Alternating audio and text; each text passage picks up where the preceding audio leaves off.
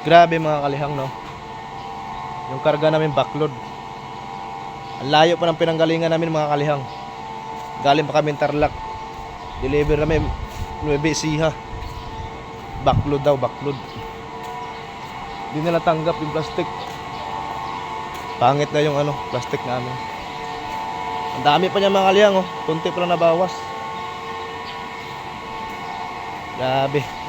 Didiretso kami Valenzuela ngayon mga kalihang. Pag hindi talaga tatanggapin to, diretso kami Valenzuela. Grabe, layo na nun. Kumbaga parang nakadalawang biyahe na ako nito. Tapos babalik pa tong nababa kanina. Babalik pa namin. Karga na naman uli. Karga uli mga kalihang.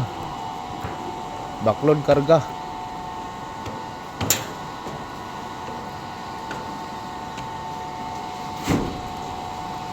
Dami.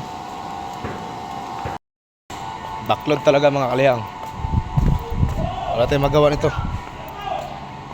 Uwi na, uwi.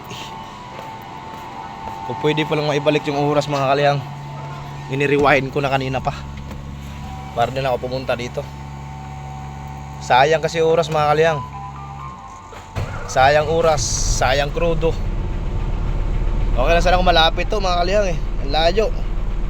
Tapos didiretso pa akong Valenzuela. Sabagay, nag-uusap naman kami ni boss kanina kung anong namin dito. Okay naman sa kanya. Pero nakapanghinayang lang yung krudo at saka yung oras. Right mga kalihang,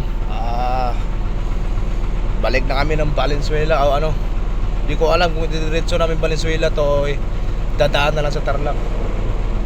Kung alam ko didiretso Valenzuela to.